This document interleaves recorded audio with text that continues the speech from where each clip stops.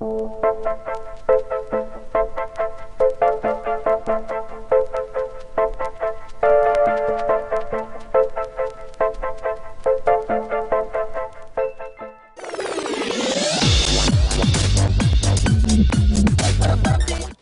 everyone, this is Dave from Geekanoids, and this is my full review of the HTC Explorer mobile phone. Big thank you to Vodafone.co.uk for sending me out this review unit, and if you missed my first video on this, please do check back on my channel. There will be a link underneath this video as well for my unboxing and first look of this mobile phone. Now, very quick rundown on the specs. It measures 102.8 by 57.2 by just 12.9 millimeters on the thickness there. Now, it's quite a small phone, weighing in at 108 grams, so it feels nice and light in the hand. It's got a 3.2 inch touchscreen, and that runs at a 320 by 480 resolution. Now, I just want to show you that alongside my Galaxy Nexus, just to give you an idea on the size of this phone, and you can see it is very small indeed. This is a budget end Android handset, and that's reflected in the price as well. That's not to say it's lacking, really. I've been very surprised with how this has been performing. Now, the touchscreen is capacitive, it's nice and responsive to the touch, and it's also responsive when running apps as well. I've been extremely surprised at how well this runs apps. It's only got a 600 megahertz processor, but it does work very well.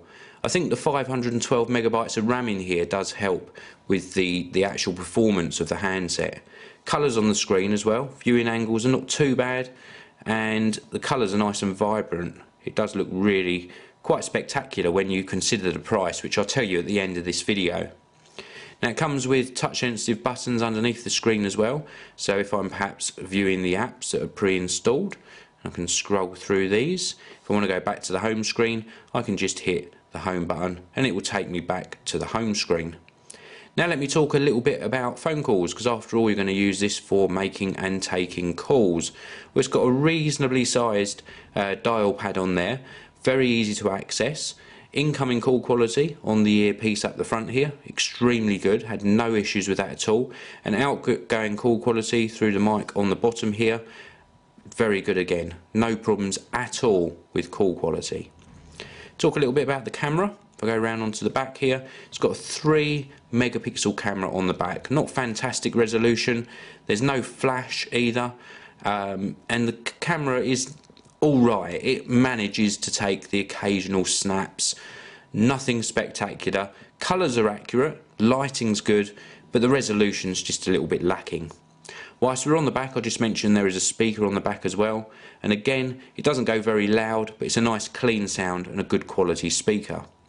I also want to mention one of my favourite features of this phone, and that is the tactile feel of this back. It's like a rubberised back with a texture to it. If I give you a close-up look of that, you can see the texture, and it makes it just nice and grippy and very easy to hold in the hand. Battery life, absolutely superb. The battery's only running a small screen anyway, so you shouldn't really expect anything less. You're going to get around about a day and a half to 2 days of use from the 1230 milliamp hour battery. Now, would I recommend this phone? Well, I recommend it to people who are on a budget, maybe to teenagers. If you're looking to buy somebody their first Android based mobile phone, then you should consider this. And it all comes down to price. This is just £120 on pay-as-you-go on Vodafone, and that equates to around about $180. I think that is a very good price for an Android-based mobile phone.